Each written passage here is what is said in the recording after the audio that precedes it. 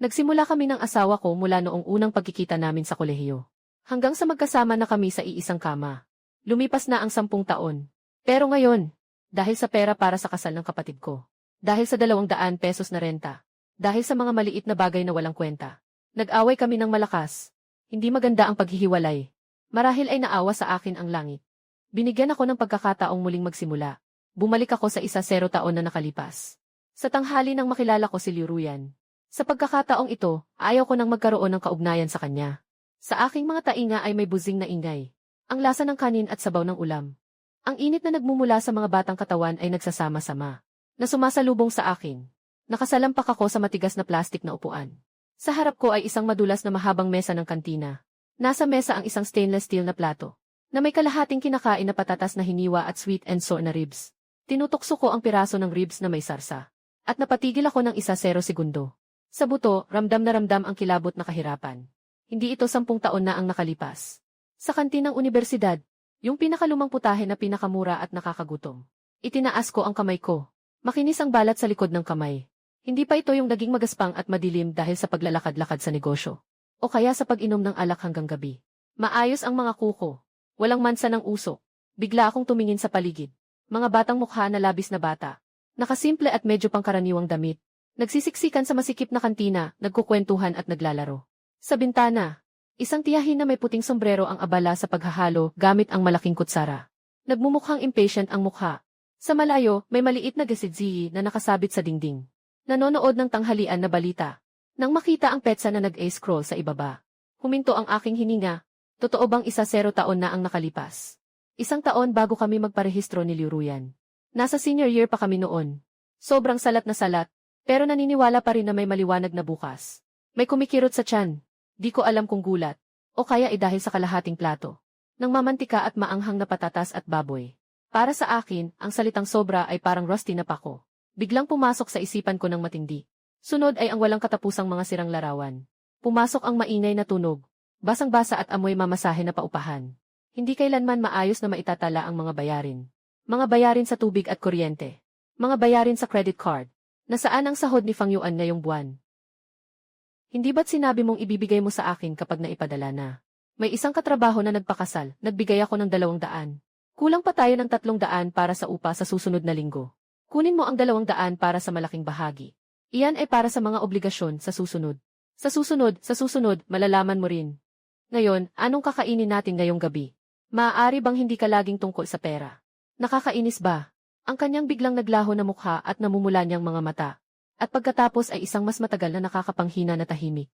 Malupit na pagtatalo at pag-aayos. Nag-aaway pa rin para sa susunod na pera. Parang isang hindi matigil na siklo. Pinapahina ang konting damdaming meron na. Hanggang sa wala nang natira. Kahit anong kalat na lang ng mga balahibo ng manok. At ang malalim na pagkapagod at pagkayamot sa isa't isa.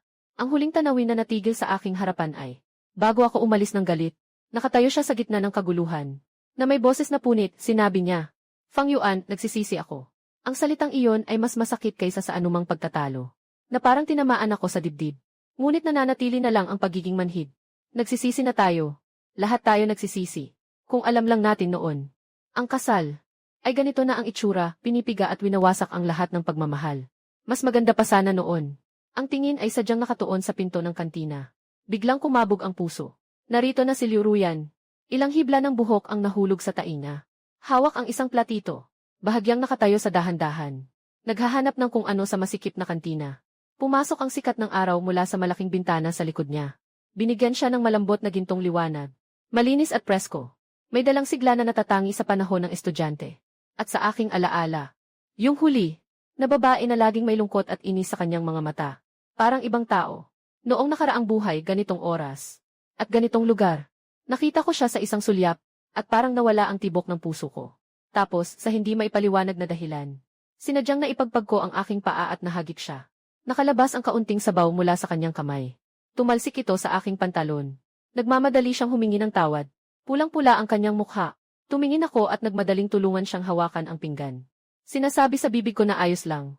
Ngunit hindi maalis ang tingin ko sa mukha niya. Pagkatapos, lagi ko itong ikinukwento bilang biro. Sinasabi kong nanloko siya. Na naipasa niya sa akin ang buong buhay ko. Sasamantalahin niya ako ng isang sulyap. Sasabihin niya na ako ay isang matagal nang nakaplano, amoy ulo na malandi. Nakangiti. Sa huli, palaging mananahimik. Yung kaunting tamis sa simula. Matagal nang naging magkahalo ang hinanakit sa araw-araw na pagtatalo. Naging dumi na may kapait. Hindi maipasa. Hindi mailabas. Ulitin natin. Babalik pa ba ako? Nakatingin ako sa plato ko. Na may mamantika at maasim na ribs. Hinila ko ang aking labi. At nagpakita ng isang ngiti na walang kahulugan. Sige na nga, hindi ko na ito gagalawin. Sa buhay na ito, mas mabuting lumayo sa sinuman. Hindi na kita guguluhin. Tumingin ako sa ibaba. Kunin ang cellphone. Yung cellphone noon ay yung luma at smartphone pa. Hindi malaki ang screen. Medyo may gasgas sa gilid. Binuksan ko ang screen. Hindi ko alam kung ano ang titingnan. Kaya nag-click lang ng basta-basta. Sa gilid ng mata, mahigpit na nakapako sa puti niyang silweta. Parang natagpuan niya ang target. Dumating siya papunta sa direksyon ko. Dumudoble ang hakbang niya, papalapit ng papalapit. Naririnig ko ang tibok ng puso ko sa dibdib. Parang tinutugtog ang tambol. Sa nakaraang buhay, ang ilang hakbang na ito ang nagbago ng lahat. Sa buhay na ito, medyo naninigas ang mga daliri ko. Ngunit mas hinawakan pa ang cellphone. Mas ibinaba ang ulo. Nagkunwaring nakatutok ng mabuti. Nagkunwaring walang nakita. Hanggang sa ang mga sapatos na tela na hinugasan. Tumigil sa harap ng aking mesa. At ang anino ay bumalot, na may halong amoy ng dalaga na sumingaw sa ilong. Napakalinis na amoy.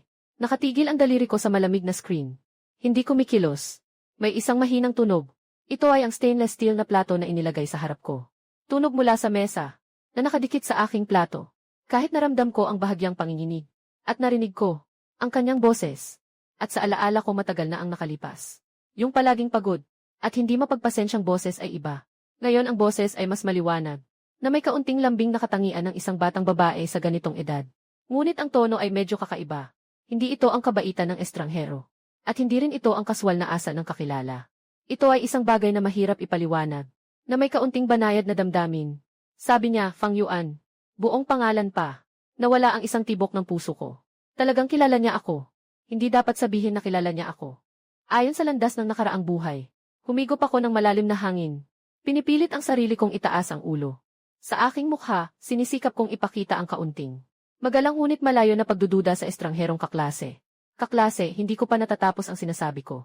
Nakasangkot ito sa lalamunan ko. Dahil nakita ko ang kanyang mga mata. Si Liu Ruyan ay bahagyang nakayuko. Nakasandal sa gilid ng aking mesa at nakatingin sa akin. Maganda ang kanyang mga mata. Palaging maganda pero sa sandaling ito. Wala sa mga mata niyang iyon ang anumang emosyon na inaasahan ko. Walang estranghero at kuryus na nararamdaman sa unang pagkikita. Walang hindi pagkakaintindihan o galit na maaaring dulot ng aking pagwawalang bahala. Kahit na sa nakaraang buhay wala pa rin. Nang simpleng kaligayahan na malinaw na malinaw. Sa loob nito ay isang malalim na itim na kulay, na bumabalot ng napakakomplikadong bagay. May pagod.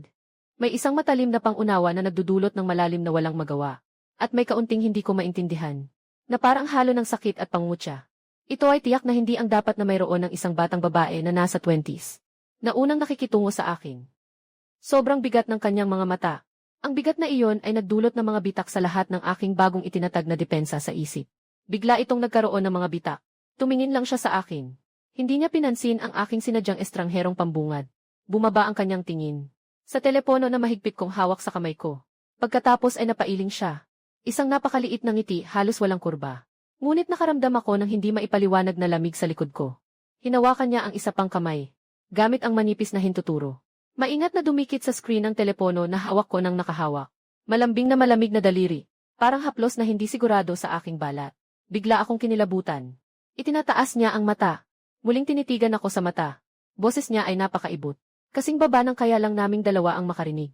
Salitang-salitang. Parang martilyo na tinatamaan ang eardrum ko. Andrew yun.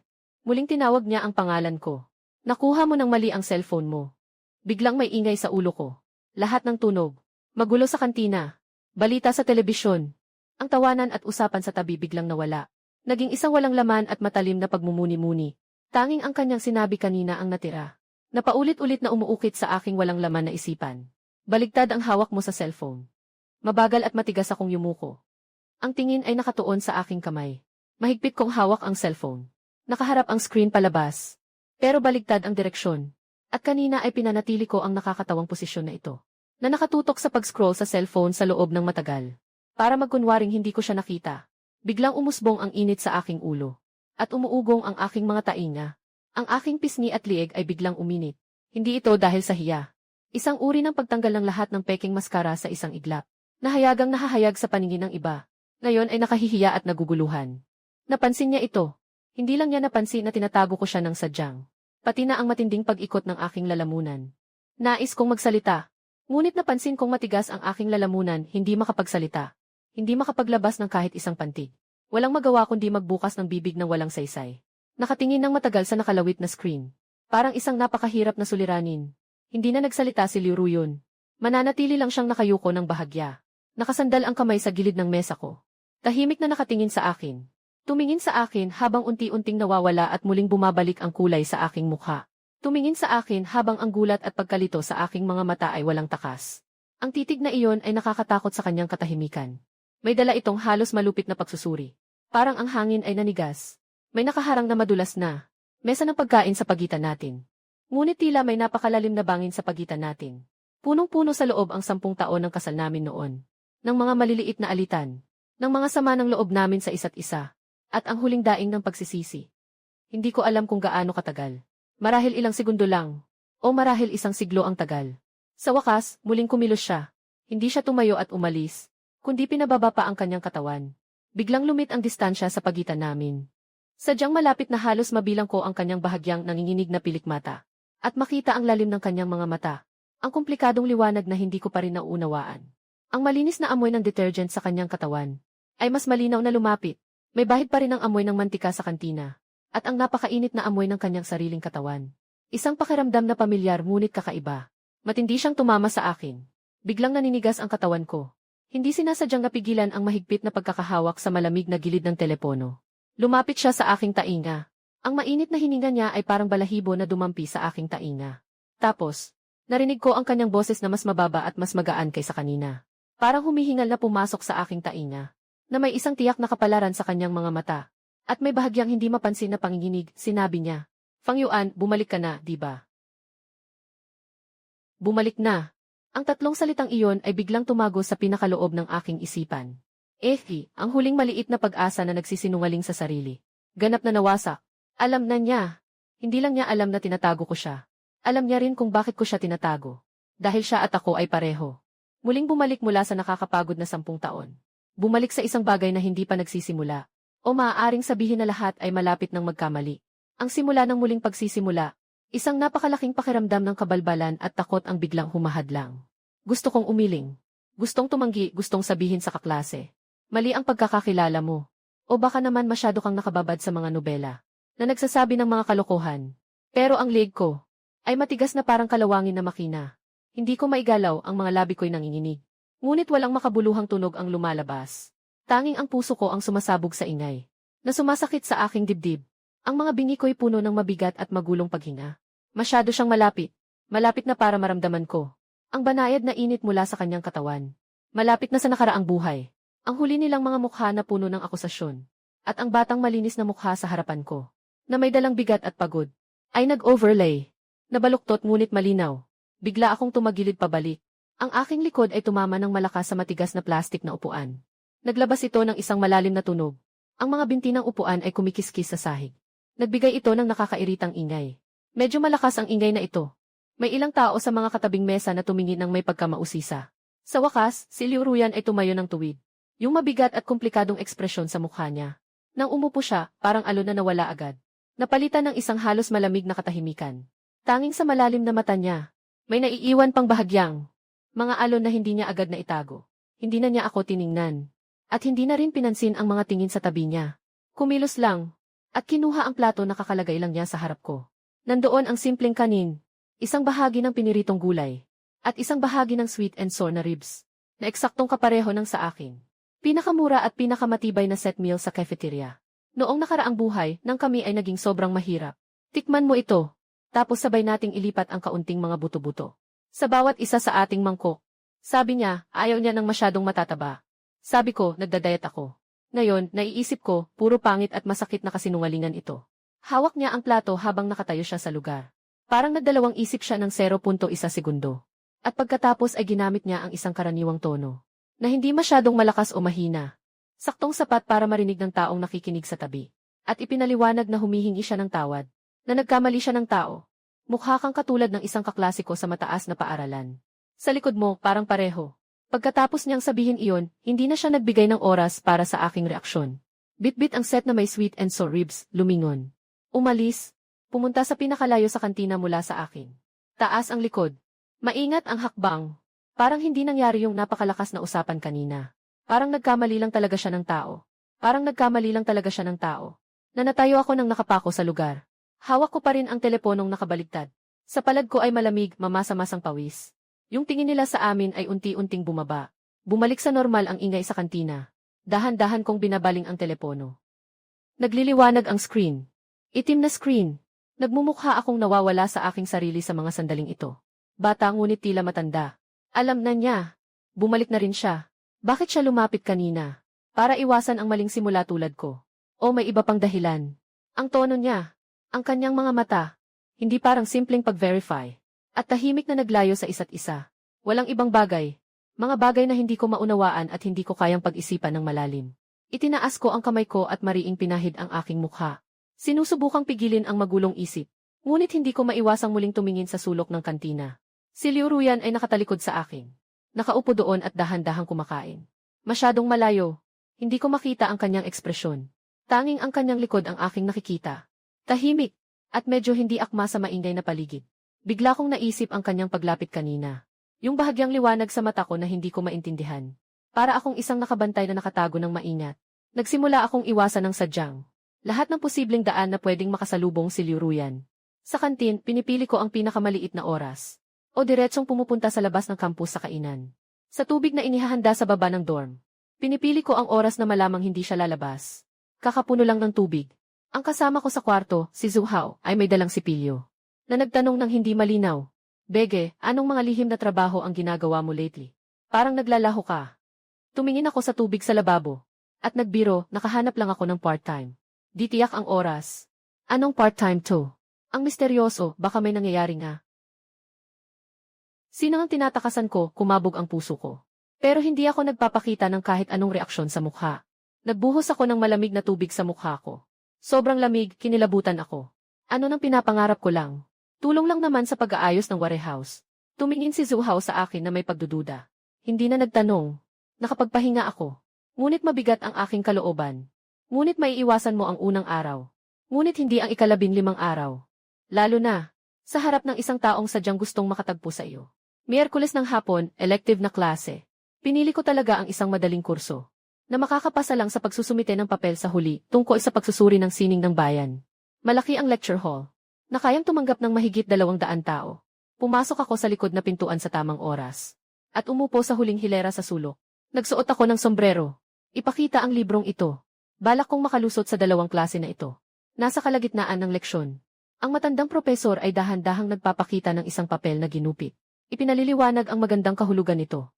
Maingat na binuksan ang pinto ng silid-aralan. Isang anino ang pumasok sa silid habang sumasalungat sa liwanag ng koridor. Biglang huminto ang aking hininga. Kahit isang malabong silweta lang. Kaya kong agad makilala na si Liu Ruyan. Bakit siya nandito sa klase na ito? Dapat nasa ibang campus siya nag-aaral ng kursong ito. Nakatayo siya sa pintuan. Tahimik na tinitingnan ang medyo maluwang na likod na upuan. At diretso siyang lumakad papunta sa akin. Isang hakbang, 2 hakbang. Hindi mabigat ang tunog ng sapatos na tumama sa lupa. Ngunit para kang nakatapak sa aking matibay na nerbiyos. Bigla akong bumaba ang ulo. Ipinihit ko ang mukha ko sa libro. Naglalaro ang puso ko sa dibdib. Masakit ang mga tadyang ko sa pagkakabangga. Pakiusap, huwag kang lumapit. Huwag ka nang lumapit. Habang ako'y nananalangin. Tumigil ang mga hakbang sa tabi ko. Sa kabila ng isang walang laman na upuan. Lumitong ang buong katawan ko. Hinapit ang daliri sa ihi, mapipilitang pumuti ang mga kasukasuan. Sa paningin sa gilid ng mata, makikita ko ang gilid ng kanyang maikling asul na denim. At ang pamilyar na puti ng naglilinis na kanvas na sapatos. Umupo siya ng tahimik. Kinuha ang notebook at panulat mula sa bag. Ang buong proseso ay kalmado at natural. Hindi man lang ako tinignan. Parang talaga namang dumaan lang siya para makinig sa klase. Saktong pumili ng bakanting upuan sa tabi ko. Nasa entablado pa ang propesor, nagsasalita ng kung ano. Ang boses ay minsang malayo, minsang malapit. Wala akong maintindihan kahit isang salita. Lahat ng pandama ay nakatuon sa kaliwang bahagi. Sa taong nasa hindi higit sa kalahating metro ang layo. Naamoy niya ang banayad na malinis na pabango. Napakabanayad ngunit umaabot sa lahat ng dako. Na sumasakop sa manipis na hangin sa paligid ko. Naririnig ko ang banayad na tunog ng kanyang paglikha ng mga pahina ng notebook. Ang tunog ng dulo ng lapis na humahaplos sa papel. Maramdaman ang bahagyang init na nagmumula sa kanyang katawan. Ang oras ay tila napakatagal. Bawat segundo ay isang pagdurusa. Para akong isang matigas na estatwa ng bato. Nananatiling nakayuko at nagbabasa. Masakit ang lieg ngunit hindi makagalaw kahit kaunti. Ang isip ko ay magulo. Ano ang gusto niyang gawin? Ang protesta ay nagpapaalala sa akin na hindi ako makakaiwas. O iba pa, sa huling mga taon ng nakaraang buhay. Kami, halos hindi na makasama ng maayos sa isang silid. Kahit na magkasama sa parehong silid. Nananatili kaming nakahiwalay sa aming mga sulok. Labanan ang katahimikan at kawalang interes. Tulad ng ngayon, kahit na malapit lang, ay nagdudulot sa akin ng hindi komportable. Parang nakaupo sa mga karayom. Sa gitna ng paghihirap, sa wakas ay tumunog ang bell ng klase. Sinabi ng propesor na tapos na ang klase. Agad na naging maingay ang silid-aralan. Ingay ng nag-ipon ng gamit. Ingay ng usapan. Malakas na ingay ng paggalaw ng upuan. Parang nakaligtas ako sa parusa. Agad na isinara ang libro. Kinuha ang backpack. Nilingon ang ulo at tumakbo palabas sa kabilang side. Fang Yuan. Ang kanyang boses ay hindi mataas. Maaaring ituring na banayad. Ngunit sa ingay ng paligid. Parang isang tumpak na kuryente. Na agad na tumama sa akin. Nakatigil ang aking mga galaw. Nananatili sa isang awkward na posisyon na bahagyang nakatayo. May mga kaklase sa tabi na nagtataka at tumingin sa akin. Pumikit ako. Huminga ng malalim. Piliting sarili na dahan-dahang tumayo. Lumiko para harapin siya. Naghanda na si Liu Ruyan ng kanyang mga gamit. Nakasling ang bag sa isang balikat. Tahimik na tinitingnan ako sa pasilyo. Walang masyadong ekspresyon sa mukha. Tahimik din ang kanyang mga mata. Kakaiba sa araw na iyon sa cafeteria. Parang talagang tayo ay mga karaniwang. Hindi masyadong kilalang kaklase. May pagkakataon na narinig ko ang sarili kong boses na tuyo. Na may sinadyang distansya. Parang hindi niya napansin ang aking malamig na pakikitungo. Itinaas niya ang daliri at itinuro ang ilalim ng upuan na kinalalagyan ko kanina. Nawala ang iyong campus card. Tama nga, nakatungo ako. Yung asul na card ay nakahando sa ilang sa lupa. Siguro kanina ay nagmadali ako umakyat. Yung side strap ng bag ko na hindi masyadong nakatali ay napalabas. Isang di maipaliwanag na hiya ang bumaba sa likod ko. Yumuko ako at kinuha ang card. Dumapo ang dulo ng daliri ko sa malamig na plastic cover. Mumuntong salamat siya. Walang anuman. Mumingiti siya ng konti. Napaka-normal ng tono niya. Pagkatapos ay humarap siya. Kasabay ng mga estudyanteng umaalis, naglakad siya papunta sa pinto ng silid-aralan. Hindi na siya nagsalita pa. Walang isang sulyap na sobra. Parang talagang nagmamalasakit lang siya na ipaalala sa akin na nawalan ako ng bagay. Hawak ko ang nakuha kong campus card. Nakatayo ako sa aking pwesto. Tumingin ako habang unti-unting nawawala ang kanyang likuran sa kanto ng pinto. Walang kahit kaunting ginhawa sa aking puso. Sa halip, parang may nakabara na masakit. Ano ba talaga ang gusto niyang gawin? Sumisigaw ang class president sa grupo tuwing weekend. Sabi ng departamento at ng katabing literary club ay magkakaroon ng social event. Naghiram ng isang maliit na bulwagan sa activity center ng paaralan. May mga merienda at inumin. Para makapunta ang lahat at makasama. Upang mapalakas ang pagkakaibigan ng mga estudyante. Si Zhu Hao ay sabik na tinukso ako, Beije. Pumunta ka, sabi nila maraming babae sa literary club. Magaganda pa, pero instinctively ayaw kong sumama. Maraming tao at maingay. Maraming hindi kontroladong salik. Mas mahalaga ay, si Liu Ruyan at ang iba pa ay mga profesional. Mukhang maganda ang relasyon nila sa literary club. Kung sakaling si Zhu Hao ay nagbihis habang nagpapanggap na patay. Nang hindi sinasadya ay nasabi niyang narinig niya na si Liu Ruyan ay pupunta rin. Nagdahan-dahan ako sa paglagay ng damit. Paano mo nalaman na si Wang Yao ay tungkol kay Liu Ruyan? Kasama ko sa kwarto, kababayan ko. Kakausapin niya ako kung pupunta ako. Biglang tumigas ang puso ko. Tinanong siya ni Wang Yao. Sinabi ni Liu Ruyan na itanong niya, ano ang gusto niyang gawin sa ganitong sitwasyon? Hindi ko tinanggihan, pero bumalik sa lalamunan ko ang mga salitang nasa dulo ng dila. Matagal na akong nagtago. Parang wala namang silbi. Marahil dapat ko na ring tingnan. Tingnan kung ano talaga ang gusto niyang gawin. Ang maliit na bulwagan ng sentro ng aktibidad ay simpleng naayos. May mga ribbon na nakasabit. May ilang lobo na nakasabit. Medyo madilim ang ilaw.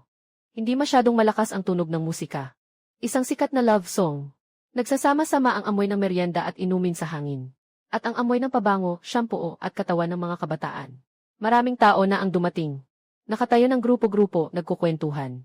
Walang tigil ang tawanan at sigawan. Pagpasok ko, nakita ko si Liu Ruyan. Nakatayo siya sa sulok malapit sa bintana. May hawak siyang isang lata ng orange juice. Nakikipag-usap siya sa isang babaeng may maikling buhok sa tabi niya. Maputi ang kanyang balat. Paminsan-minsan, may liwanag mula sa ilaw sa labas na tumatama sa tabi ng bintana. Nagbibigay ito ng malambing na liwanag at anino sa kanyang mukha. Malinaw at tahimik ang linya ng kanyang gilid ng mukha. Medyo hindi akma sa masiglang kapaligiran. Tila napansin niya ang aking tingin. Lumingon siya. Nagtagpo ang aming mga mata sa hangin. Sa likod ng mga naglalakad na anino at madilim na ilaw. Hindi ko makita ang emosyon sa kanyang mga mata. Nakita ko lang na tila siya ay nag-atubili ng kaunti. At pagkatapos ay bahagyang tumango sa akin. Parang ganoon pa rin kalmadong magalang. Tulad ng paggalang sa isang estrangherong kaklase. Ang eroplano ay bumalik at patuloy na nakikinig kay Wang Yao. Parang ang sulyap na iyon kanina ay isang hindi sinasadyang pagtingin. Bigla akong nakaramdam ng kaunting ginhawa sa tensyon sa aking dibdib. At nagkaroon ng kaunting hindi maipaliwanag na inis. Si Zhu Hao ay masiglang sumisiksik sa mga tao. At bumabati sa mga kakilala. Nahanap ko ang isang pilar malapit sa pinto na hindi masyadong halata. Nakapwesto ako, kumuha ng isang boteng mineral mula sa mesa sa tabi. Bumukas ito ng dahan-dahan at uminom ng isang higop. Ang malamig na likido ay dumaloy sa lalamunan ko. Nabawasan nito ang di maipaliwanag na pagkabalisa. Ngunit ang aking mata ay hindi mapigilang tumingin sa sulok na iyon. Bahagyang nakiling ang ulo ni Yao para makinig kay Wang Yao. Parang may bahagyang ngiti sa labi niya. Mukhang napakatahimik. At sa alaala. Noon, na nagrereklamo ng matagal dahil tumaas ang presyo ng gulay ng 2 sentimos. Na nagmumura at nagrereklamo dahil sa sobrang bayad sa tubig at kuryente. Na nakikipagtalo sa akin. At namumula ang mukha dahil sa mga maliliit na bagay. Ay parang ibang tao. Marahil ay muling subukan. Hindi lamang ako ang nagbago. Siya rin ay nagbago. Naging mahusay siya sa pagkontrol ng emosyon. Naging kalmado. Kahit na naging malamig. Ayos lang din iyon. Gusto ko. Ang naiwang kasal na iyon ay hindi lang nag-iwan sa kanya ng galit. Kundi pati na rin ang paglago. O kaya ay isang uri ng self-protection na malamig. Kaya sa panibagong buhay na ito, maaaring para kaming dalawang paralel na linya. Na bawat isa ay tatapos sa muling pagsilang. Na hindi nagkakasalungatan. Medyo may kirot sa puso. Hindi ko maipaliwanag kung anong pakiramdam ito. May humaplo sa aking balikat. Hoy, anong iniisip mo? Si Zhu Hao. May dala siyang baso ng hindi ko alam na inumin at lumapit. Tumingin siya sa direksyon ng aking tiningnan kanina. Ngumiti siya ng nakakaloko. Tinitingnan si Liu Ruyan. Talagang maganda, ha? Hindi nakakapagtaka na sinabi ni Wang Yao na parang may kakaiba sa kanya kamakailan. Palaging nag-iisa at nakatingin sa kawalan. Bumalik ako sa aking tingin. Isinara ko ang takip ng bote ng tubig. Anong kalokohan yan? Saan ako nagkaloko-loko? Seryoso, Beige.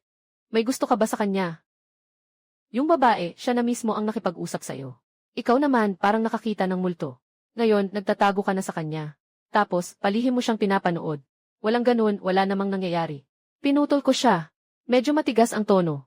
Huwag ka nang maghula-hula. Tumaas ang balikat ni Zhu Hao. Hindi na niya tinanong pa.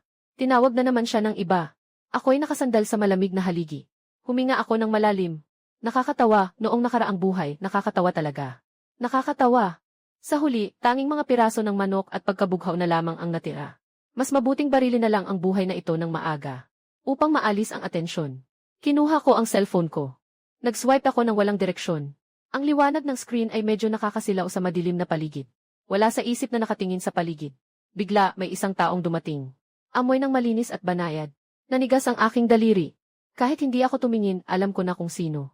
Hindi ko alam kailan lumapit si Liu Ruyan. Nakatayo lang siya sa tabi ko. Sa isang hakbang na distansya. Nakapahinga rin siya sa pader. Dalang-dala pa rin niya ang boteng orange juice. Hindi siya tumingin sa akin. Ang tingin niya ay nakatuon sa maingay na tao sa harap. Tahimik siyang nagsalita. Medyo mainit dito. Parang nag-uusap tungkol sa panahon. Kumilos ang aking Adam's apple, Ditsan. Umungol ako. Maaari na itong ituring na tugon. At nagkaroon na naman ng katahimikan. Tanging ang tunog ng musika, tawanan at usapan lamang. Ang nakabalot sa maliit na espasyo na tahimik na nakakapanghina. Ramdam ko ang bahagyang pag-igting ng aking likod. Kailan kaya ang huli nating nakatayo ng ganito kalapit at tahimik? Na magkasama, parang sa nakaraang buhay. Kakaikasal lang namin. Nagsisiksikan sa maliit na inuupahang kwarto. Nakatagilid sa bintana, pinapanood ang masiglang ilaw ng night market sa ibaba. Noon, wala pang masyadong pagtatalo. Nagmamalala lang sa pera. Pero paminsan-minsan, naiisip din. Na dalawa kaming nagtutulungan. Laging may pag-asa ang mga araw. Kailan kaya ito nagsimula? Hindi ko na matandaan. Parang kapag nagsimula na ang pagtatalo. Automatiko na itong dumadami. Palaging masiksik. Hanggang sa tuluyan ng lamunin ang huling piraso ng pagmamahal. Fang Yuan. Bigla niyang tinawag muli ang pangalan ko. Nanlambot ang aking daliri. Hindi ako sumagot, bahagyang lumingon lang. Tinitigan ko siya gamit ang sulok ng mata. Patuloy siyang nakatingin sa harap.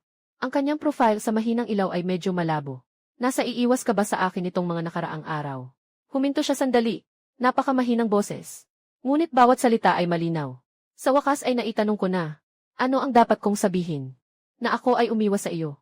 Dahil ayaw kong maulit ang nakaraan. Dahil ayaw kong muling maipit sa nakababahalang siklo. Dahil natatakot ako. Natatakot na muling magsimula. Muling makita ang lahat na lumalala. Noong narinig ko kang nagsabing nagsisisi. Ang mga salitang iyon ay umikot sa dila. Ngunit ang lumabas ay isang tuyo at walang laman na wala. Wala, abala lang kamakailan. Tila ngumiti siya ng bahagya. Halos hindi marinig ang maikling hininga, na may halong di maipaliwanag na kahulugan. Ganun ba, hindi na siya nagtuloy ng tanong. Sa halip ay nagsabi ng isang tila walang kaugnayan na salita. Pinisil ko ang labi ko. Hindi nagsalita, itinuturing na pagtanggap. Ngumiti siya ng bahagya, na parang nagsasalita sa sarili. Parang sinasabi niya sa akin, maganda yan, mas makakatipid ka pa, mabuting bagay yun. Yung salitang iyon ay bahagyang nanakit sa akin. Sa nakaraang buhay, madalas niyang sinasabi ang mga katulad na salita. Kapag ang natira lang sa bulsa niya ay ilang pirasong piso matapos magbayad ng renta. Kapag nakakita siya ng kasamahan na bumili ng bagong palda. At nakikita ang pagkamuhi sa mata niya. Sa pagtutok niya sa poster ng sale sa supermarket. Matagal na niyang pinag-iisipan. Sabi niya, Leandro yun. Kailangan nating mag-ipon pa ng mas maraming pera. Mula sa kanyang unang pag-asa. Hanggang sa pag-aalala. At sa huli, pagod at pagkawalang pakiramdam. Ngayon, sinasabi niya ito ng kalmado at walang emosyon. Pero mas masakit pa ito sa akin kaysa kahit anong pagtatalo. Hinigpitan ko ang bote ng tubig sa kamay ko. May bahagyang ingay na kakmula sa plastik na bote. Si Liu Ruyan, naririnig ko ang sarili kong boses na medyo nangangatog. Ano ba talaga ang gusto mong sabihin sa akin? Sa wakas, humarap siya at tiningnan ang daan sa labas ng bintana. Medyo pumapasok ang ilaw mula sa gilid. Sumisilay sa kanyang mga mata. Nagpapakita ng bahagyang kislap. Tahimik ang kanyang mga mata. Maging tila walang laman. Walang matinding emosyon. Ayaw magsalita. Ang kanyang boses ay nananatiling mahina. Nais lang niyang muling maranasan ito. Normal lang na gustong-gusto ng lahat na maging mas mabuti ang buhay. Huminto siya sandali. Tumingin siya sa aking mukha. Patungo sa maingay na tao sa likuran ko. Minsan ay mas mabuti nang umiwas. Ang tono niya ay parang isang buntong hininga. Pagkatapos niyang magsalita, hindi na siya nagtagal. Tumayo siya at hawak ang hindi pa nabuksang orange juice. Lumiko siya at bumalik sa dati niyang sulok. Iniwan akong mag-isa, nakasandal sa malamig na haligi. Matagal na siyang hindi gumalaw. Anong ibig sabihin ng huling niyang salita? Mas okay na lang na umiwas siya. Ibig sabihin ba ay masaya akong umiwas sa kanya? O ibig sabihin ba ay siya rin ay umiwas sa sariling paraan? Lahat ng posibleng bagay. Kabilang na ang pagpapatuloy ng aming samahan. Ang tawa at sigawan ay patuloy na umaakyat sa hangin. Pero pakiramdam ko medyo malamig. Mabilis ang oras. Dumating ang karaniwang hapon sa gitna ng semestre. Naghihintay ako sa dulo ng isang tahimik na eskinita sa labas ng paaralan. May maliit na studio ang pinsan ni Zhu Hao. Kumukuha siya ng mga maliit na proyekto sa graphic design. Inirekomenda ako ni Zhu Hao doon. Para tumulong sa mga simpleng isi-scout at layout. Hindi masyadong pera pero malaya ang oras. Malapit lang sa paaralan. Sabi natin magkikita tayo ngayong hapon. Titingnan ang ilang mga sample na ginawa ko dati. Naklining ako sa pader na may mga batik. Nakatingin sa aking telepono habang nagbabasa ng impormasyon. Hindi malawak ang eskinita. Paminsan-minsan may mga estudyanteng dumadaan na nakabisikleta. Nagdadala ng isang banayad na simoy. Hindi ko talaga kayang bilhin ito, masyado itong mahal. Isang pamilyar na babae, na nagmula sa kanto sa harap, kasama ng bahagyang nagmamadaling tunog ng mga hakbang. Aking instinktibong itinaas ang aking mata. Si Liu Ruyan. Siya ay mabilis na naglalakad mula sa kabilang dulo ng eskinita. Nakaangat ang kilay. May malinaw na magalang na distansya sa kanyang mukha. May kasunod siyang isang lalaki. Medyo mataas ang taas. Nakaistilo ang suot. Hawak ang isang mukhang maganda at maliit na bag. Sinusubukan niyang ipasok ito sa kamay ni Liu Ruyan. Liu Ruyan, huwag kang mag-alala. Ito ay isang maliit na regalo. Noong huling debate, malaking tulong ka sa akin. Matagal na kitang gustong pasalamatan. Lalaki, taos pusong nagsasalita. Umingiti ng may liwanag, na parang hindi pwedeng tumanggi. Hindi naman ito mahal. Tanggapin mo na lang ito. Huminto si Liu Ruyan. Lumiko siya at humarap sa batang lalaki. Nasa mga 15 metro ako mula sa kanila. Tahimik pa ang eskinita. Malinaw kong naririnig ang kanilang pag-uusap, mga 7 o 8 bahagi. Salamat, Li Chen, sa iyong magandang intensyon. Ang pagtulong ay para sa isa't isa. At iyon ay tungkol sa pagtutulungan ng grupo. Hindi ito nag-iisa sa aking tagumpay. Talagang hindi ko matanggap ang regalong ito. Malinaw ang boses ni Liu Ruyan. Walang gaanong pagbabago. Ngunit malinaw ang kahulugan ng pagtanggi. Ang ngiti ng binatang si Li Chen ay tila natigilan. Parang hindi niya inaasahan na ganito kabilis tatanggihan ni Liu Ruyan. Bakit ka masyadong magalang? Muling siyang umabante ng bahagya. Lumiko si Liu Ruyan pabalik ng kalahating hakbang. Iniwas niya ang kamay nito. Tumingin siya sa kabilang panig. Maayos ang tono ng boses niya. Ngunit may isang di matatawarang layo. Kung ito ay isang damdamin, natanggap ko na. Nang walang anuman sa regalo. Sobrang gastos na yun. May lakad pa ako, aalis na ako. Pagkatapos, tumango siya sa lalaki. Humarap at magpapaalam na. Medyo nag-alala si Lichen. Mas binilisan niya ang salita, si Liu Ruyan. May gusto ka bang sabihin sa akin? Mayroon na bang taong gusto? Tumigil sandali si Liu Ruyan. Hindi siya agad sumagot. May sandaling katahimikan sa eskinita. Naklining ako sa pader. Hindi ko namamalayan na pinipindot ko ang gilid ng telepono. Bigla kong naisip na medyo masikip ang eskinita. Medyo mainit ang hangin. Si Liu Ruyan ay dahan-dahang humarap. Ang kanyang gilid na mukha ay nakaharap sa akin.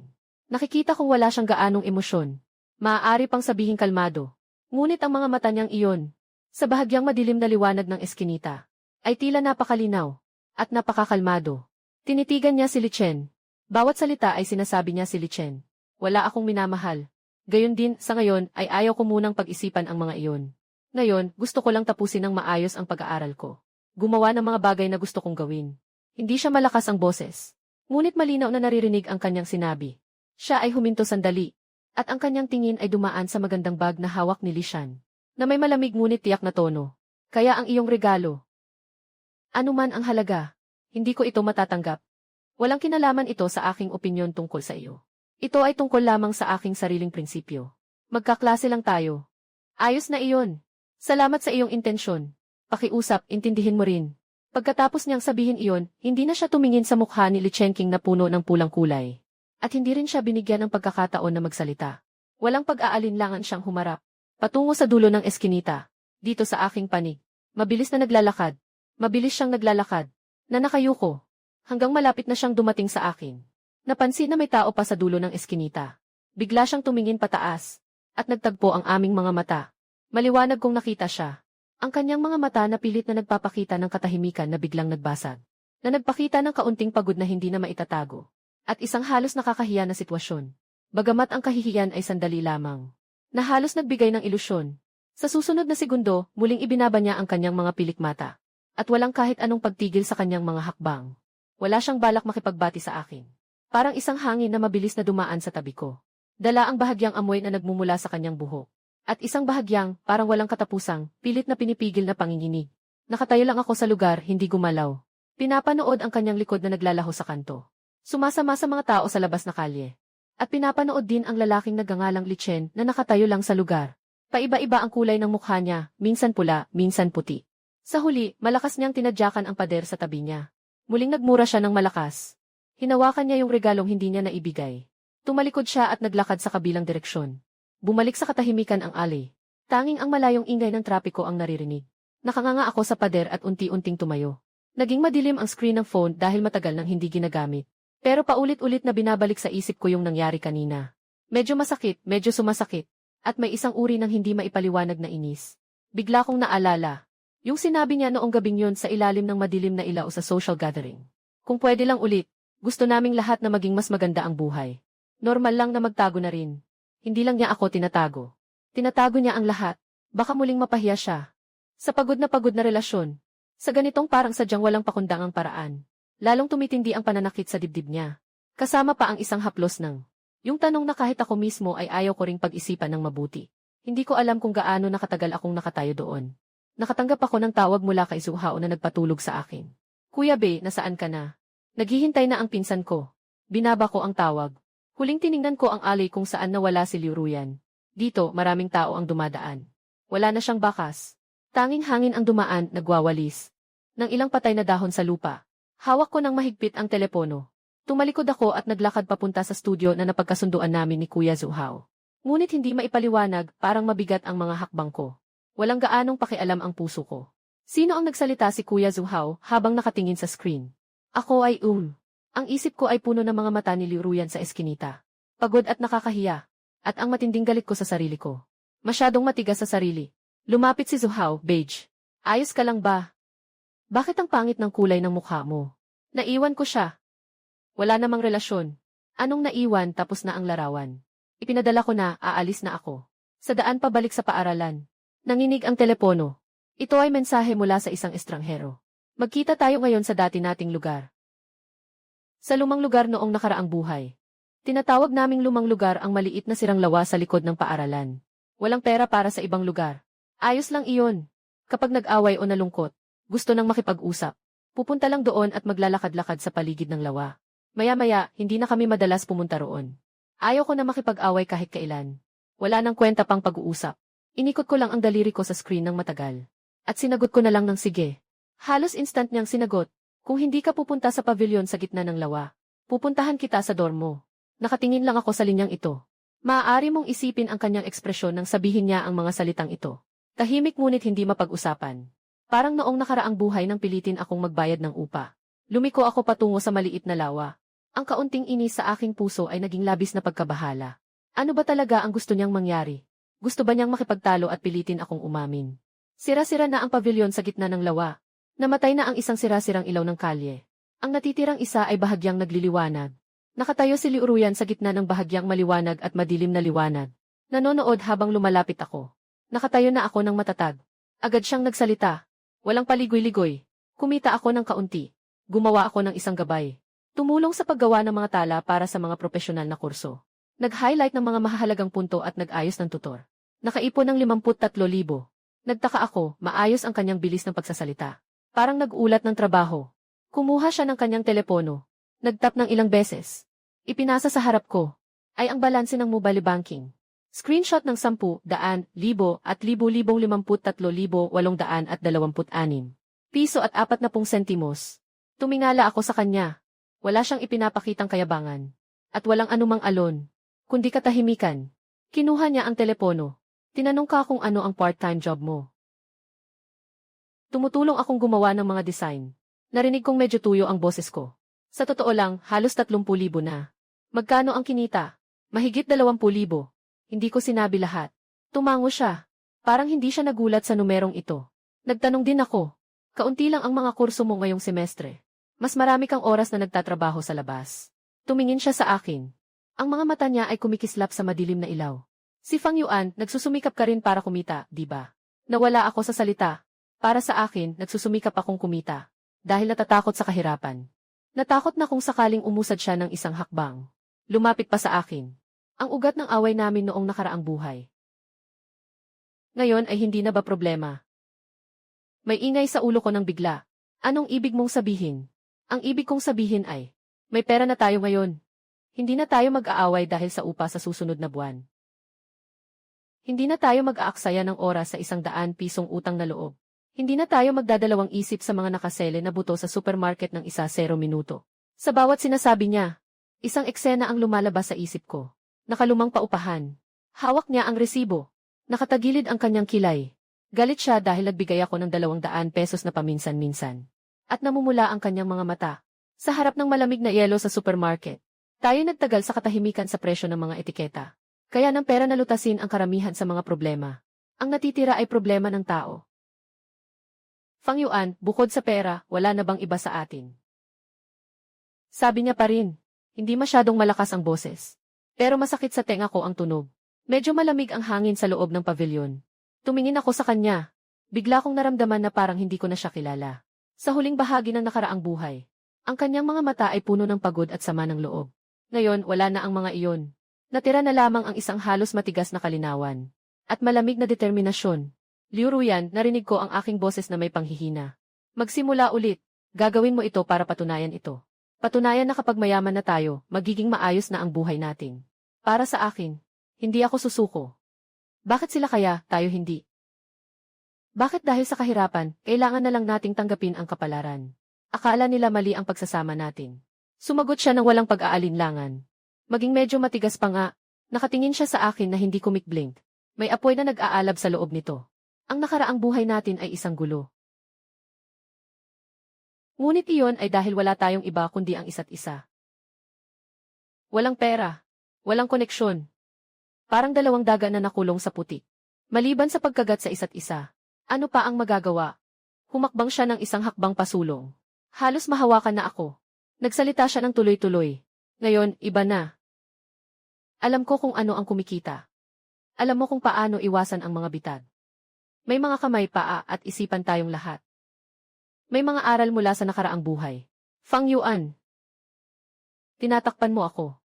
Di ba natatakot kang maulit ang nangyari dati? Sasabihin ko sa'yo. Hindi na maulit ang pagkakamali. Dahil ayokong maranasan ulit yung ganung buhay. At ayaw mo rin. Bahagyang umuuga ang dibdib. Ang hangin na inilabas ay kumakalat sa malamig na hangin. At pagkatapos ay natapos na ang patunay. At pagkatapos ay narinig kong tinatanong ko ang sarili.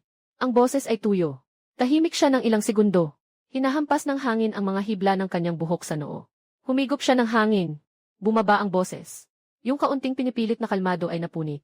Na nagpakita ng kaunting halos mahina na pagtitiyaga. Gusto kong tapusin ang mga salitang hindi ko nasabi sa nakaraang buhay. Ang pinagsisisihan ko ay hindi ang magpakasal sa iyo, kundi ang magpakasal sa iyo pagkatapos nito. Na tayo'y laging nag-aaway. Na ang buhay ay naging impyerno. Fang Yuan, hindi ko pinaniniwalaan na ang impyerno ay dahil lang sa kahirapan. Mas hindi ko pinaniniwalaan na kung magbago ang simula, pareho pa rin ang magiging wakas. Nagsalita siya at pagkatapos ay nanahimik. Tumingin lang siya sa akin. Naghihintay ng sagot ko. O naghihintay na itulak ko siya muli. Walang laman at magulo ang isip ko. Ang kanyang mga salita ay parang kutsilyo. Na unti-unting humuhukay sa aking akala inatuyong takot. Palagi kong iniisip na pera ang sumira sa lahat. Basta't may pera. Hindi tayo mag-aaway. Ngunit sinabi niya na hindi lang pera. Tayo mismo ang nagpalit sa isa't isa. Na mga kaaway. Kapag naayos ang bug, maaari na itong patakbuhin muli. May mga bagay, na kapag nasaktan na talaga. Narinig ko ang boses kong magaspang. Agad siyang sumagot, kaya hindi ko hinihingi na umuo ka na ngayon. Tanong ko lang sa'yo, handa ka bang subukan ito? Huwag na nating pag-usapan ang damdamin. Pag-usapan na lang ang kooperasyon. Parang noong nakaraang buhay, noong una pa lang. Magkasama kaming nagsasama sa buhay. Kita na lang ang tinitingnan kung kaya naming mapabuti ang buhay. Numamaliit ang tingin niya, pero agad ding lumiwanag. May halong tapang na handang isuko ang lahat. Huminto siya sandali. Maliit ang boses niya, ngunit parang martilyo na tumama sa puso ko. Kung hindi pa rin kaya, papalaya kita. Ganap na mawawala. Hindi na kita guguluhin pa. Tinitigan ko siya. Nais kong makahanap ng kaunting biro sa kanyang mukha o mga palatandaan ng pagkamadali. Pero wala, seryoso siya. Seryoso hanggang sa nawasak ang huli kong dahilan. Na natatakot sa muling pag-ulit. Kung natatakot sa muling pag-ulit, huwag nang pag-usapan ang damdamin. Pag-usapan na lang ang interes. Pag-usapan na lang ang kooperasyon. Tulad ng simula natin. Bagamat magulo, totoo naman ang puso. Nais nating sabay na pagyamanin ang buhay. Mas malamig na ang hangin sa gabi. Hinigpitan ko ang aking jacket. Malamig ang mga daliri ko. Tinanong ko kung paano tayo makikipagtulungan. Biglang lumiwanag ang kanyang mga mata. Parang isang maliit na apoy na biglang sumiklab mula sa abo. Kakaiba, pilit. Palaging halatang sinasadya. Nagtayo kami ng grupo. Kami lang dalawa. Pangalan ng grupo, Tulungan sa Pera. Nagpapadala siya ng message sa grupo. Nagsusumite ng ulat ng formal tungkol sa trabaho. May 2 estudyante na naman na inirekomenda ng agency ng tutoring. Magkakaroon sila ng class tuwing weekend. 2 oras bawat session. Napag-usapan na ang presyo. May template na ako para sa notes at mga pangunahing punto. Na-optimize ko na ito. Magandang ang takbo ng benta. Inaasahan kong kikita ako ng dagdag na 3,000 ngayong buwan. Nakatanggap ako ng balita mula sa studio na may isang pangmatagalang proyekto na pinag-uusapan. Kung matutuloy ito, bawat buwan ay may tiyak na kita. Maging maingat sa mga detalye ng kontrata. Ang usapan ay tuyo. Walang labis na salita. Nagkikita kami sa coffee shop ng paaralan para sa reconciliation. 1 beses sa 1 linggo. Lagi siyang nauna lagi. Nakaayos ang notebook sa harap niya. Binubuksan ang accounting software. Malinaw ang mga entry. Upo ako, binabaling niya ng konti ang screen. Ito ang kita ko ngayong linggo. At ito ang gastos mo. Kinuha ko ang cellphone ko. Ipapakita ko sa kanya ang aking API sa pag-ipon. Lumapit siya para tingnan. Minsan nadadampi ang buhok niya sa likod ng kamay ko. Kinakabahan siya habang tinitingnan ng maigi. Bahagyang nakakunot ang noo niya. Itinuturo niya ang isang item. Ano ba ang gastusin sa libangan na ito? Kainan sa birthday ni Zuhao. Ipinaliwanag ko na nag-click siya sa budget. Lumampas na sa limit. May kaarawan ang kaklase. Hindi naman pwedeng masyadong kuripot. Sabi natin noong nakaraang linggo. Mga hindi kinakailangang gastusin sa sosyal. Hindi lalampas sa 100 sa isang pagkakataon. Ikaw, ang bawat tao ay 150 na halaga. Ngayon ay nagtutulungan tayo. Ang pagtutulungan ay dapat ayon sa kasunduan. Maaaring magkaroon ng kinakailangang sosyal. Ngunit ang labis na bahagi ay ibabawas mula sa iyong personal na bahagi. Ayos lang. Boss Liu, talagang magaling ka. Huwag nang maulit. Hindi siya tumugon sa aking biro. Nakayuko at nagmamarka sa talahanayan. Tapos ay sinabi na tapos na ang mga account. Pagkatapos maibahagi ang pera, ipapadala niya sa akin ang budget para sa susunod na linggo. Isinara niya ang notebook. At mabilis na umalis. Nakatayo ako sa aking pwesto. Tinutokso ang malamig na kape sa aking harapan. Hindi ko maipahayag ang nararamdaman ko. Profesional ang usapan dito. Mas alam pa nga nila kaysa sa amin. Minsan sa kampus nagkikita. O kaya tumango lang. O di kaya magkunwaring hindi nakita. Sa kantina naghahanda ako ng pagkain. Nakikita ko siyang nakaupo mag-isa sa sulok. Parang may sariling mundo. Lumapit ako. Upo sa kabila niya. Tumingala siya at tiningnan ako. Hindi nagsalita, nagpatuloy lang sa pagkain. Kumain ako ng ilang kagat. Naghahanap ng usapan. Nakakapagod ba ang pagtuturo niya? Pumili siya ng isang dahon ng gulay. Ayos lang. Sabi ko na naman, halos tapos na yung proyekto sa studio. Tingin ko makakakuha tayo ng maraming giffen. Ipapadala lang natin ang update sa grupo. Inilapag niya ang chopsticks. Kinuha ang mangkok ng sopas. Nakatingin ako sa kanya habang dahan-dahang umiinom ng sopas. Biglang naalala ko ang nakaraang buhay. Ganito rin kami kumakain ng magkatabi.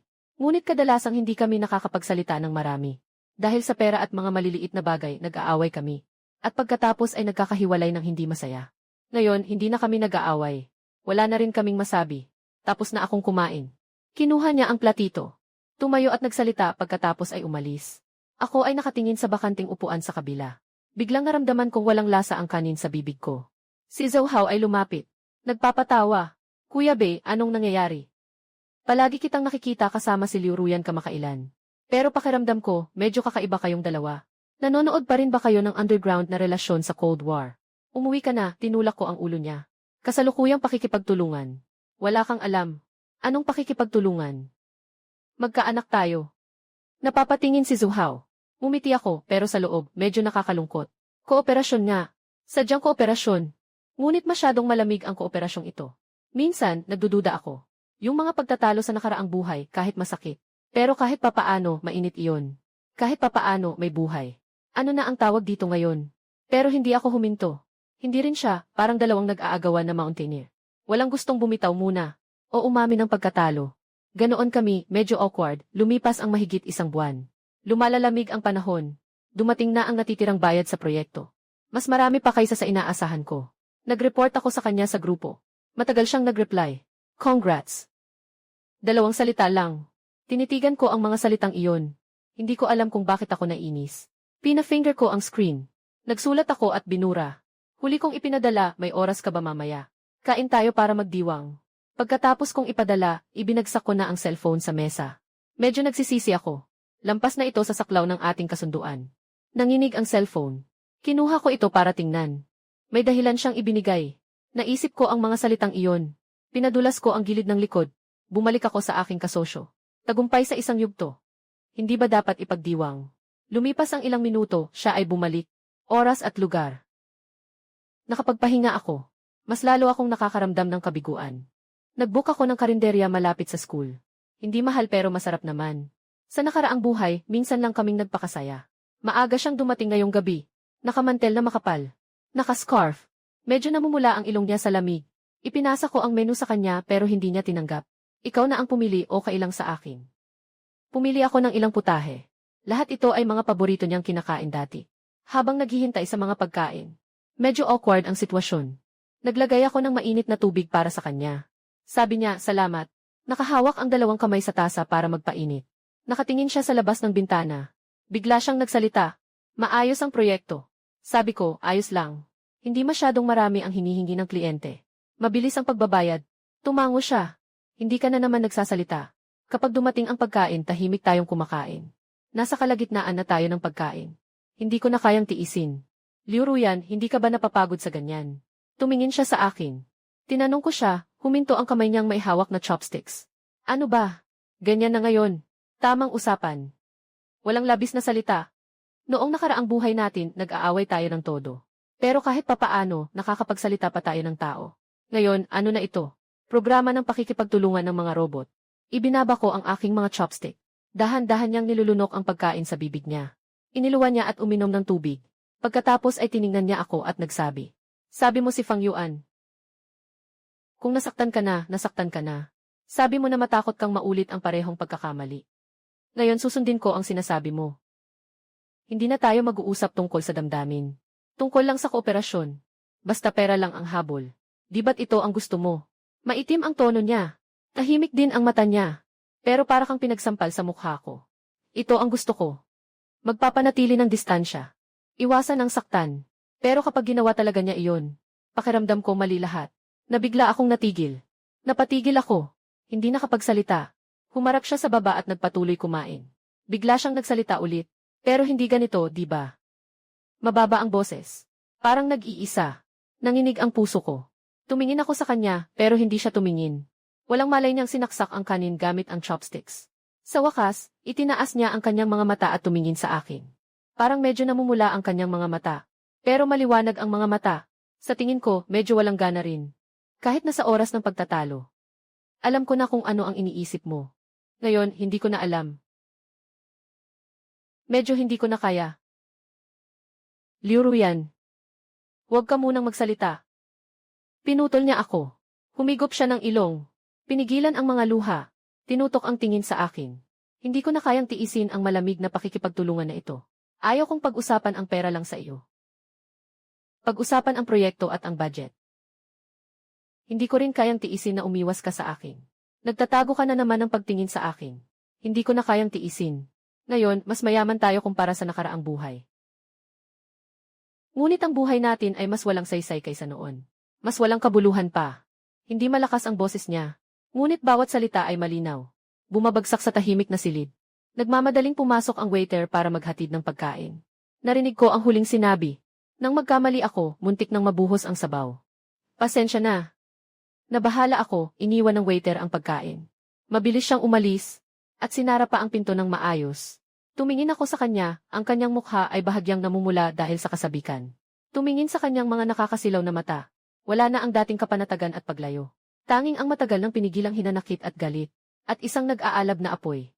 At sa aking alaala, yung nag-aaway kami dahil sa maliliit na bagay. Na nagagalit at namumula ang mga mata, si Liu Ruyan, ay nagtagpo sa isa't isa. Pero medyo iba, kulang ng sama ng loob. Mas may pagkamalinaw na matigas. Ano ang gusto mong gawin ngayon? Narinig kong tinatanong ko. Medyo boses ko ay mahina. Inuulit niya ito. Ano ang gusto kong gawin? Parang nakarinig ng biro. Hinila ang kanyang labi. Si Fang Yuan ay kung ano ang gusto ko. Ikaw ang may gusto kong ano. Natatakot ka, kaya't nagtatago ka. Hindi ka makapagpakatatag. Sundin ko ang gusto mo. Mananatili akong malayo sa iyo. Basta tungkol sa pera ang pag-uusapan natin. At pagkatapos, magiging komportable ka na. Ayaw mo na ba sa akin? Humilik siya ng kaunti pasulong. Tumingin siya sa aking mga mata mula sa kabila ng mesa. Kung talagang iniisip mo, na wala na tayong ibang daan kundi ang mag-away. Sige, ang hapunang ito ay parang pamamaalam na. Tapos na ang pagtutulungan natin. Ang tulay ay sa tulay. Ang daan ay sa daan. Kung muling hanapin kita, Liu Ruyan, isusulat ko ang pangalan ko ng pabaliktad. Pagkatapos niyang sabihin iyon, kinuha niya ang paboritong balabal sa tabi. Tumayo siya at aalis na. Mabilis at matatag ang galaw. Parang nangyari noon sa nakaraang buhay. Nagalit at umalis nang walang paalam. Biglang pumula ang ulo ko sa galit. Hindi na ako nag-isip. Bigla kong hinawakan ang kanyang pulso. Pero sa ilalim ng balat, ramdam ko ang mabilis na tibok ng pulso. Nanlaki ang kanyang katawan ng bahagya. Hindi na siya bumaling, matibay ang tunog ng boses. Bitawan mo. Kung hindi, maririnig mo ang sarili mong sinasabi. Mas matigas at matapang ang tunog kaysa inaasahan mo, umupo ka na. Bakit ako makikinig sa'yo? Sinubukan niyang pakawalan. Hindi niya naalis ang kamay ko. Ikaw lang ang unang nanggulo sa akin. Sa nakaraang buhay, ikaw iyon. Sa buhay na ito, ikaw pa rin iyon. Sa kantina, ikaw ang humarang sa akin. Sa silid-aralan, ikaw ang kumuha ng aking gi. Sa eskinita, ikaw ang nagpasakit sa akin. Sinasabi mong makikipagtulungan ka. Ngayon, ikaw rin ang nagsasabing hindi mo na kaya at gusto mong makipaghiwalay. Lahat ng sinasabi ni Liu Ruyan ay ikaw ang nagsabi. Ikaw ang pumili ng daan. Ano ang gusto mong sabihin ko? Nainit ang ulo ko. Nagsalita ako ng walang isip. Tanging ang hininga nating dalawa ang naririnig sa silid. Dahan-dahan siyang humarap. Masyadong pula ang mga mata. Ngunit hindi siya umiyak, nakatitig lang sa akin. Napakakomplikado ng tingin. May sama ng loob at galit. May hindi pagkakaintindi at iba pang bagay. Fang Yuan. Hindi ka ba makatuwiran? Sino ang unang umiwas sa kanino? Sino ang nagsabing nasaktan na ay nasaktan na? Ako ang unang nagpasimula sa iyo. Dahil ayaw kong tanggapin. Ayaw kong tanggapin na ganun na lang ang nangyari sa atin noong nakaraang buhay. Ayaw kong tanggapin na wala tayong iba kundi ang mag-away. Ayaw kong tanggapin na dahil sa kahirapan ay nahatulan na ako ng kamatayan. Medyo nanginginig ang boses niya. Mahigpit niyang hinila ang kamay niya. Hindi na ako humigpit. Binitiwan ko siya. May naiwan na mababaw na pulang marka sa pulso. Tumingin siya sa pulang marka, at muling itinaas ang mata at tinignan ako. Sa wakas, hindi na niya napigilan ang luha. Dumadaloy na ito. Ngunit agad niya itong pin-white out. Tama ka. Ako ang pumili ng daan. Pumili akong subukan muli. Kahit na nagsimula ito sa malamig na pakikipagtulungan. Pero natatakot ako.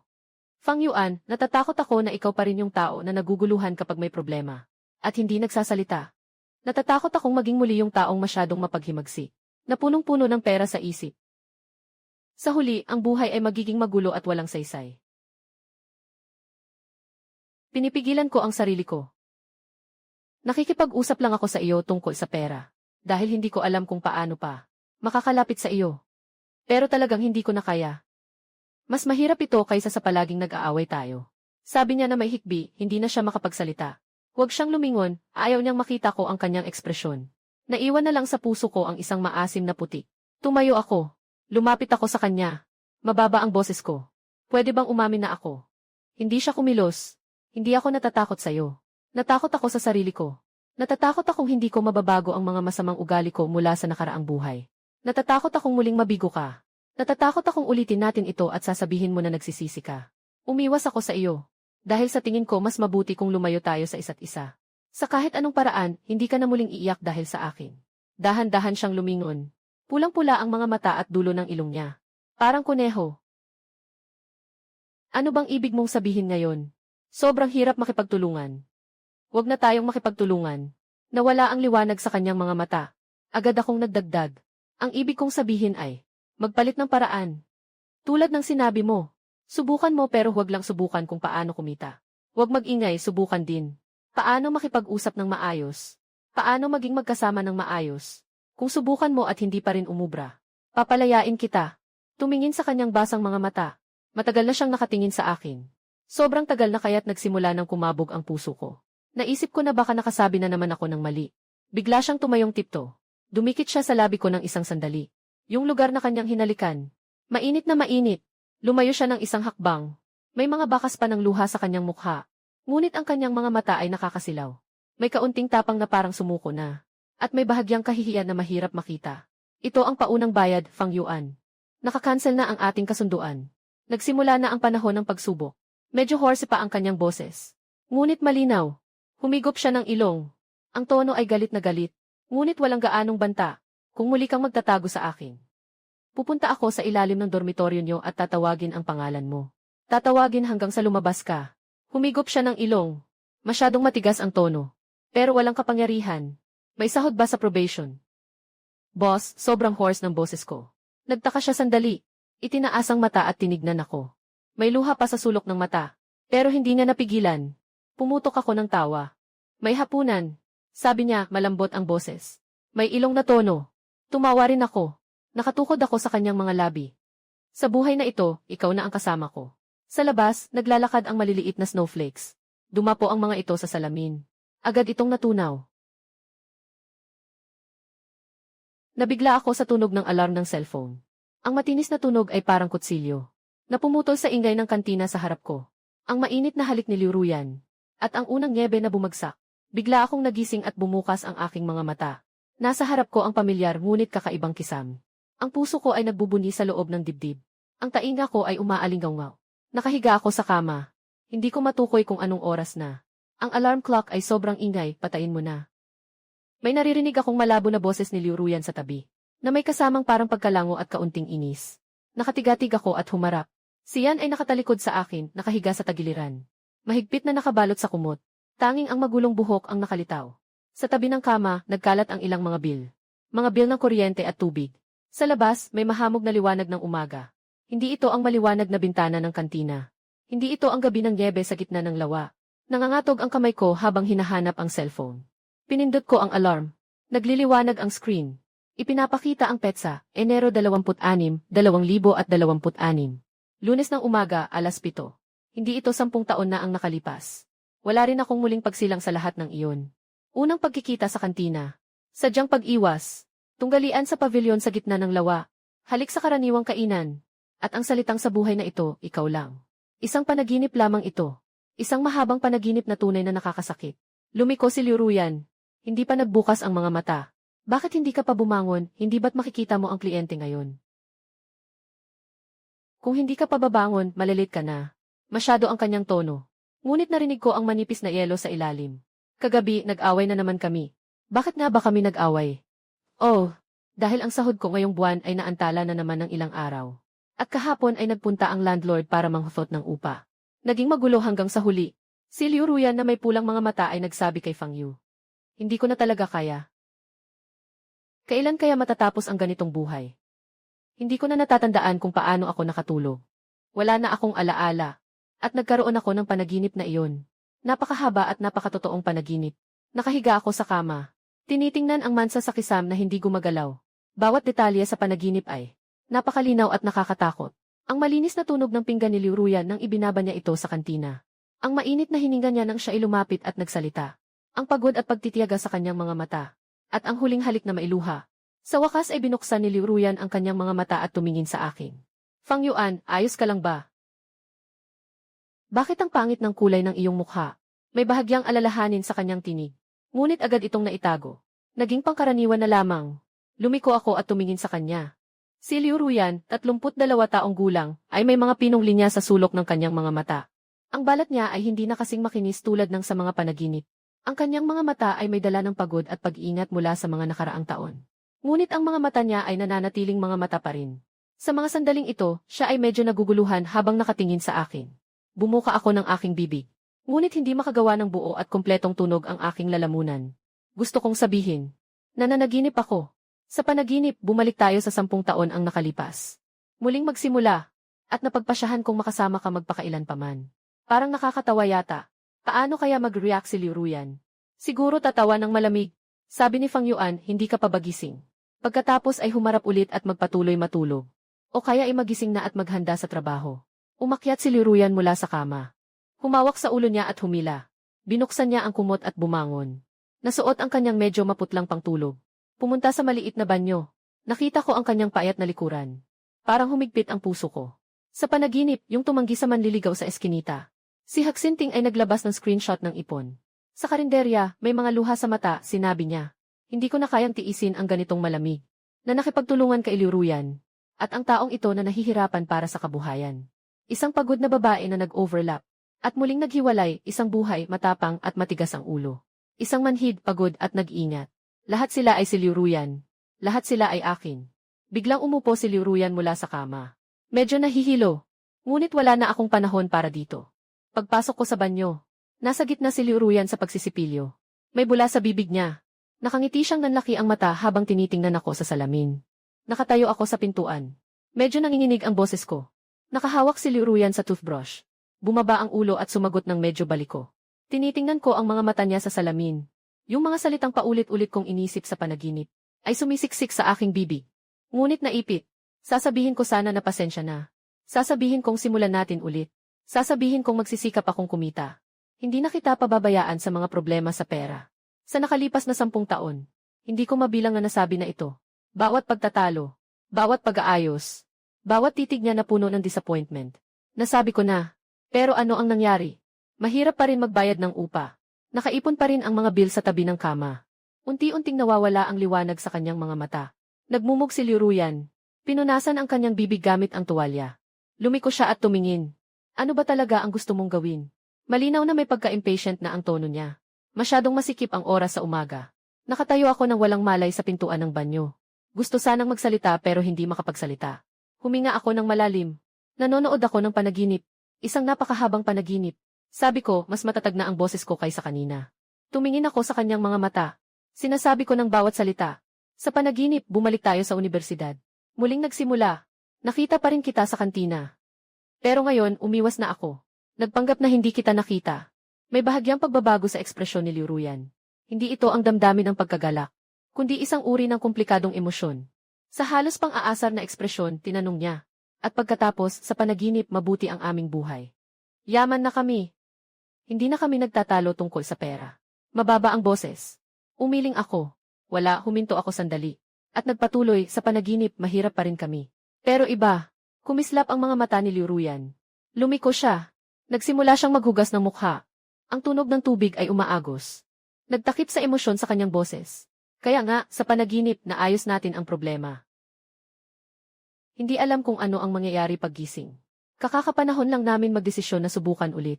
Sinasabi ko ng tapat. Pinupunasan ang mukha gamit ang tuwalya. Mabagal ang kanyang mga galaw. Napakaingat at pagkatapos. Lumiko siya. Tumingin kay Fang Yuan. Basang-basa ang kanyang mga mata. Hindi ko alam kung tubig ba iyon o iba pang bagay. Sabi niya, kalmado ang kanyang boses. Lahat ng pangarap ni Fang Yuan ay kabaligtaran. Pagkatapos niyang magsalita, lumiko siya at dumaan sa tabi ko. Ngunit bumalik siya sa kwarto at nagsimula magpalit ng damit. Nakatayo ako sa lugar. Tinitingnan ang sarili sa salamin. Edad 32, kitang-kita ang mga mata na namamaga. May balbas at bigot. Isang taong mukhang napabayaan ng buhay. Hindi katulad ng nasa panaginip, na kayang magpakatanga, dahil sa isang piraso ng sweet and sour na ribs.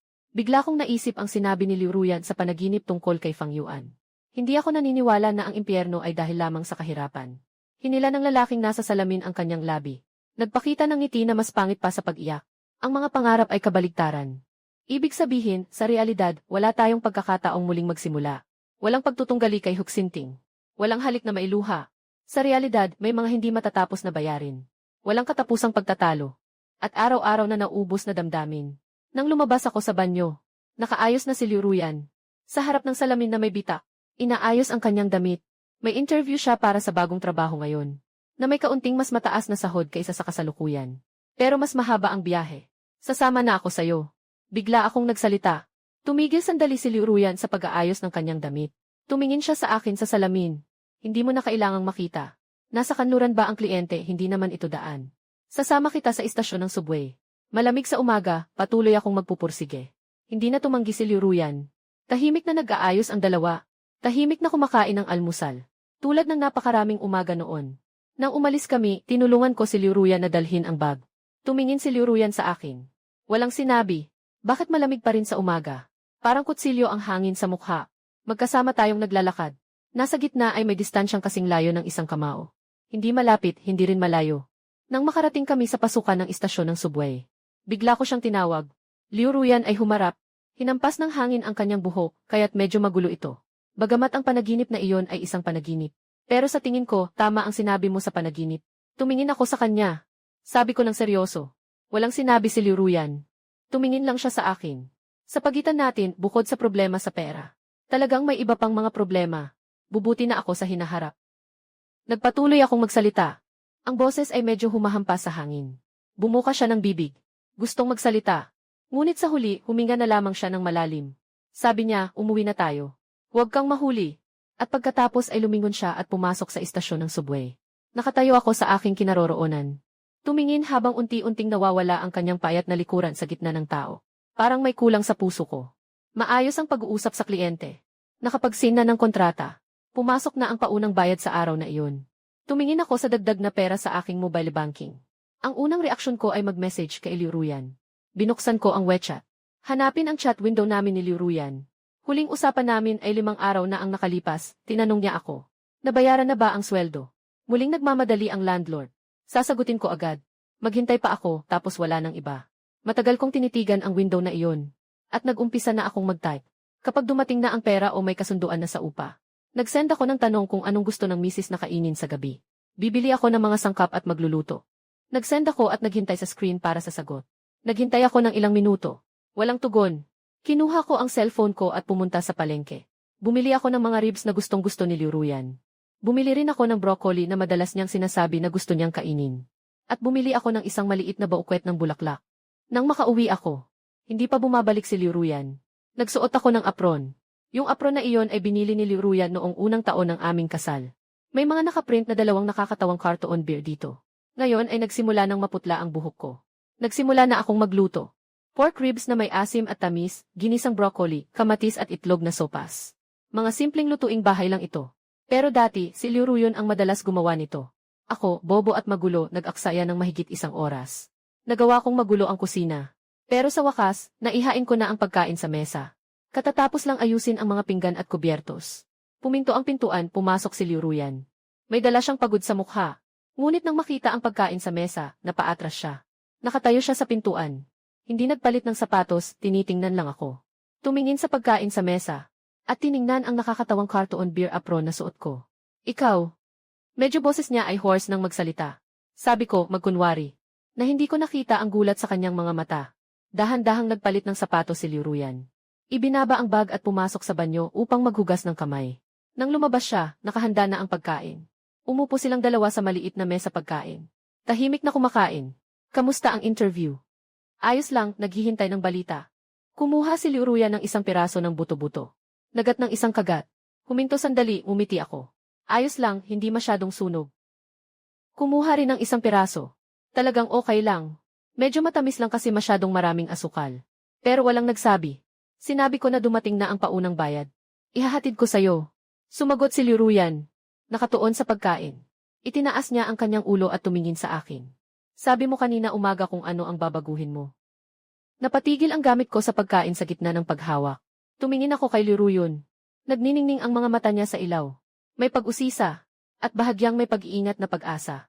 Parang nasa isang pampang sa isang lawa sa panaginip. Sabi niya, gusto kong sabihin ang hindi nasabi sa nakaraang buhay. Mga mata kapag nagsasalita. Ibinaba ko ang mga chopstick. Seryoso kong sinabi na magbago. Kapag may nangyari, nagmumukha siyang naguguluhan at hindi nagsasalita. Palagi niyang iniisip na ang pera ang makakasolusyon sa lahat. Palagi niyang iniisip na sapat na ang umiwas sa iyo. Ibinaba niya ang kanyang ulo. Nagpatuloy siyang kumain. Ngunit nakita kong medyo pula ang dulo ng kanyang tainga. Biglang nagsalita si Liu Ruyan. Napakababa ng boses. At pagkatapos, talaga bang nag-umpisa tayong muli sa panaginip? Nag-isip ako. At tumango. Sabi ko nang tapat na nagpasya kaming subukan ito. Si Liu Ruyan ay nanahimik sandali at saka nagsabi. Ha? Sayang naman. Kung hindi, malalaman natin. Kung may silbi pa ba ang magsimula muli. Ngunit si Liu Ruyan ay tumaas ang ulo at tumingin sa akin. Sa mata niya ay may bahagya at malambing na ngiti. Ngumiti rin ako. Napatigil ako sandali. At muli kong sinabi na sa realidad. Pwede naman nating subukan. Ano ba yun? Tanong ni Liu Ruyan. Napakababa ng boses. Tumingin ako sa kanya. Ang daloy ay parang panaginip na ginagawang maganda ang araw-araw. Hindi nagsalita si Liu Ruyan. Tumingin lang siya sa akin ng matagal. Tapos, naglagay siya ng isang piraso ng buto-buto sa aking mangkok. Sinabi niya ang isang karaniwang bagay. Kumain ka, bukas maaga akong uwi para magluto. Ngunit naintindihan ko.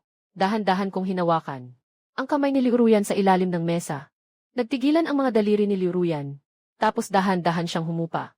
Nang muling humawak sa akin. Mainit ang kanyang kamay. Parang sa panaginip sa gitna ng lawa. Nang bumagsak ang mga snowflake sa kanilang mga ulo. Ang apoy sa kanyang mga mata. Ang mga ilaw ng lungsod sa labas ay unti-unting nagliliyab. Sa maliit na mesa sa loob ng bahay. Dalawa silang magkahawak ang kamay habang kumakain. Wala nang muling pagkabuhay. Wala ring pagkakataon na bumalik sa nakaraan. Ang pagbabago ay kailangang magsimula ulit. Sa kasalukuyan, sa maliit na bahay na inuupahan namin na luma na. Sa harap nitong medyo sunog na pork sweet and sour noodles. Maaari tayong magsimula muli, tungo sa bagong buhay. Bilang si Fang Yuan at Liu Ruyan na parehong 32 taong gulang. Na nakaranas ng 10 taon ng mga munting pagtatalo at pagod. Ngunit hindi pa ganap na sumuko sa isa't isa. Bagamat nagising na ang pangarap, ang damdamin sa loob ng pangarap ay totoo. Ang tapang sa pangarap ay maaari ring dalhin sa realidad.